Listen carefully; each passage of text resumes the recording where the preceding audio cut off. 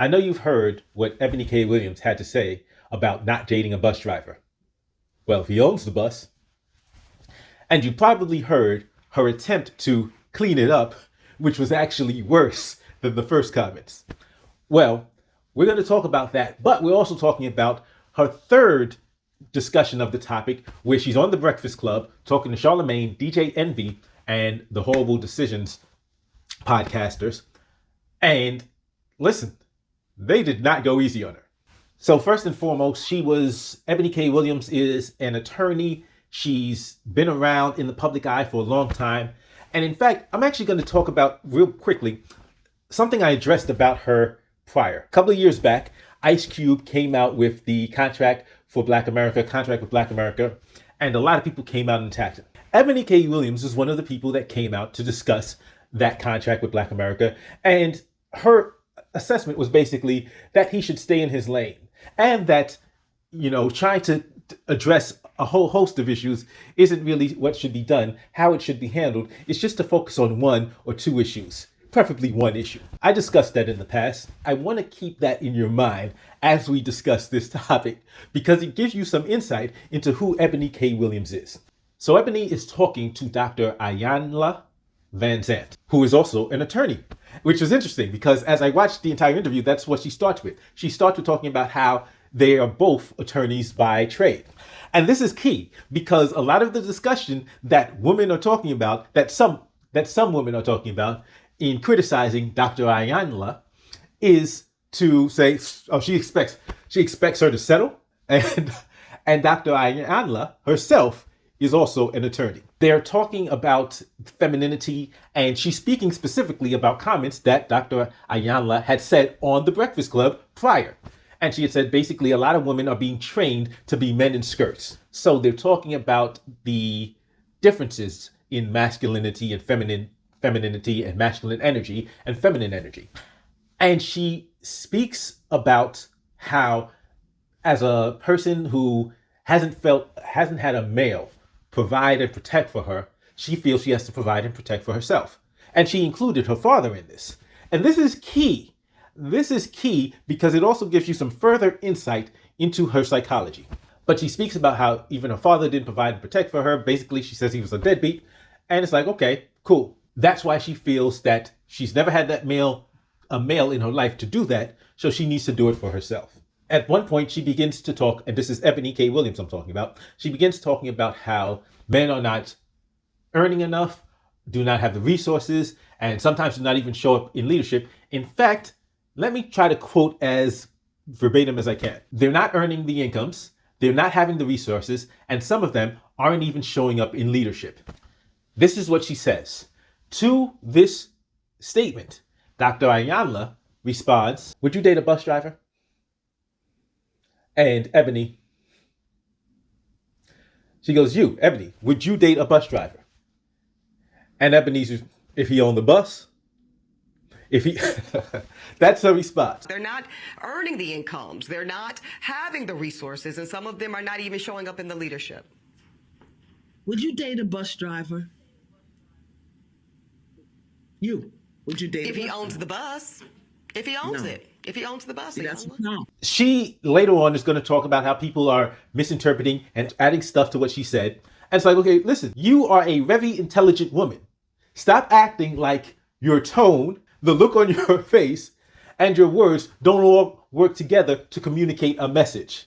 Stop it. Stop because that's just peak gaslighting. It's peak gaslighting for an attorney who's in media to pretend that, only my words matter. The look on my face, the tone of my voice, none of that is to be taken into consideration. None of that matters. None of that is communicating a message, because that's what she's trying to gaslight people into believing. Because we looked at your face as you said this. We looked at your face as you said, if he owned the bus. That's your response. Cool. That's your response. Because my personal aspect is cool.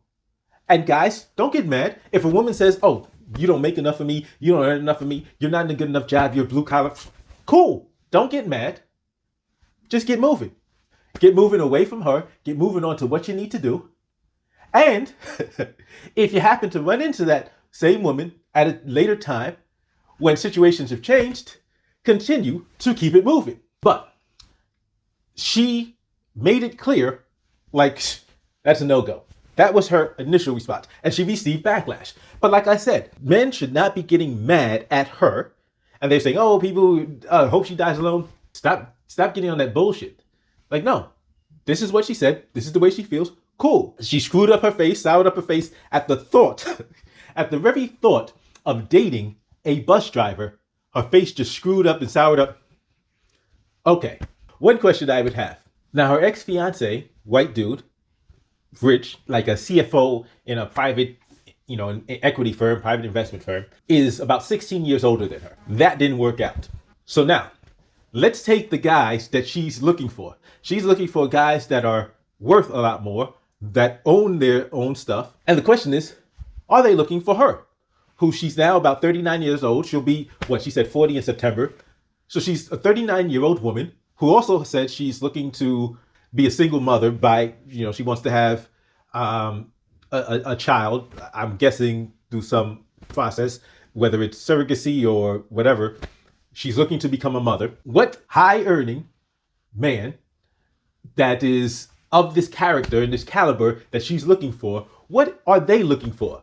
Are they going to be looking for a 39-year-old, a 40-year-old single mother? That's my question. Maybe she can find one who is. Maybe she won't.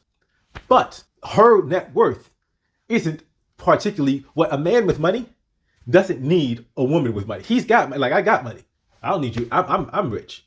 Now, maybe he might want a woman he doesn't want to be a gold digger. Maybe that's what he's looking for. But a man with money is generally going to look for a woman that has other things. Beauty, youth, cooperative. That look that she gave when she made her statement about not dating the bus driver. What man, millionaire or not, wants to come home to that face? I'm not saying she's not a beautiful woman. She's a beautiful woman. But that screwed up, sour face. What man wants to walk through the door and see that face looking at him when he comes through the door? Well, I can think of one man that might. I don't want peace. I want problems. Always. But that was her answer. That was her reaction to the question of would she date a bus driver? And at that point, a lot of people had some backlash for her. Some women were, oh, you want black women to settle? Okay. Anyway, she decided to come back because there was a lot of heat. There's a reason why there was a lot of heat, because people are like, wow, that's kind of condescending. That's kind of classist, elitist. Well, her answer to clean it up was way, way, way worse. Because if you want to talk about screwed up face, her face was screwed up from the beginning in her response. And she's like, okay, some of y'all in your feelings. That's how she starts off the cleanup. Yeah, I see some of y'all within your feelings. And then she proceeds to attempt to do some more gaslighting. And the more gaslighting she's done is, oh yeah, well, I didn't say they weren't good enough. So when I said that I would date the bus owner, a lot of y'all heard something different. Some of you heard the following. Bus drivers are whack. Bus drivers are broke. Oh, and I'm too good for a bus driver. The only thing is, y'all made that part up. A few minutes later. But see, because I know the truth about black folk in America, no, average is not and will never be good enough for me. Wait a minute. So you are saying, so you're saying you didn't say they weren't good enough then, but you're saying it now. She then goes into saying, oh yeah, just because they got C's and D's in school and their mama coddled them and said, oh, that's good enough, just as long as you tried. Like, wow. So you got even more condescending, more disrespectful, more dismissive and demeaning of people who are in a blue collar lifestyle. But then the gaslighting continues in earnest in when she says, oh, she just wants better for black people. She's trying to promote ownership. Okay. And that's the key to liberation, that by owning their own stuff, that's the key to liberation. And that's why she wants a bus driver, a man to own the bus instead of just driving the bus. Now, listen, if you know me, you know I promote ownership. When I ran for office, one of my key platform issues was in promoting ownership, entrepreneurship, financial education in schools. But that's how I want to change schools. That's not the current state of schools. So her, in one breath, saying, "Oh yeah, you should be getting C's and D's in schools," as if that necessarily reflects a deficiency in us, as opposed to a system that, this educational system sucks, and it's not really designed to help us thrive. Because when she goes on the Breakfast Club, they push back, and they're like, but nah, you were very dismissive, very demeaning, and then you tried to like talk about white supremacy. Like that was some, like that didn't even apply. And it didn't, because you can't in one breath say, oh, well, you don't succeed. You're not succeeding by the metrics of these white institutions, and I'm going to view you as lesser because you're not succeeding by the metrics of these white institutions, but I'm promoting ownership and independence, correction, and liberation. No, you're not. No, if you're saying that you're judging people by how this system judges them, if you're judging black people, black men, by how this system judges black men, no, you're not promoting liberation. You're just being a tool for white supremacy. You're being a tool for these white institutions. And the whole reason of why I started off this by talking about her reaction to to Ice Cube's Contract with Black America is because you've been on this type of time. You pretend that you're an advocate for the people, but you're an agent of the system. You're a shill for the Democratic establishment, and you're promoting their agenda rather than ours. Like, please, don't try to you can't gaslight me. I mean, you can try, but you got to come better than that. And as good as an attorney as you may be, or as you may think you are, Envy was able to call her out and say, like, nah, yeah, I see through it. Like, nah, that's not, you're shifting the goalposts now. And you're even, you're completely trying to shift into a different issue and trying to pull the wool over eyes. Like, no, we know what you said. Because she gets on the Breakfast Club and says, oh, yeah, but, because Envy says, well, what if the bus driver has equity in houses and he's investing and he's saving up his money? He's got his pension. He's just doing this for 20 years so he could get that pension. It's a hustle. And she said, oh, well, Dr. Ayala didn't ask all that. What you are applying now is not the facts as they were given to me. Ayala did not ask me, Eboni, would you date a bus driver that also had a real estate portfolio? Ayala did not ask me. Hold on now. Eboni, would you date a bus driver that also has a litany of franchises? Because you and your wife just bought 5, right? Six crystals? Yeah, Crystal burgers. Okay. Mm-hmm. She didn't ask. That was not the framing of the question, Envy. Yeah. Had that been the framing of the question, I would have said, Dr. Vons, where the fuck he at? And the point is, neither did she. She didn't ask that. All she needed to hear was bus driver. That's all she needed to hear before she screwed up her face and, like, please, bus driver. That's all she needed to hear. She didn't ask any additional information. She didn't ask, well, how does he treat his mama? She didn't ask, well, does he invest? She didn't ask, is he trying to build something more? She didn't ask any of that. All she needed to hear was, he's a bus driver. I hope she realizes she wasn't on radio. She was on a visual medium where we could see her face, and we could see her screw up her face and, like, please, date a bus driver. But I'm not mad. And any guy that is in a blue collar job, because I'm blue collar. I don't intend to stay blue collar, but I am blue collar. Any guy that is blue collar, don't get mad. Don't get mad at Eboni. Don't get mad at any woman you deal with or you encounter that dismisses you because of where you currently are. Okay, that's your choice. Cool. Put on a smile, keep it pushing, keep making moves. And if you ever encounter that woman later on and you're doing something else and she's like, hey, yeah, I gotta go. Yeah, I'm sorry, I'm late for a meeting. Wait a minute, I remember you. Like hit her with the Michael B. Jordan. Hit her with the Michael B. Jordan. Oh yeah. Yeah, I was that corny dude, right? I was that broke dude, right?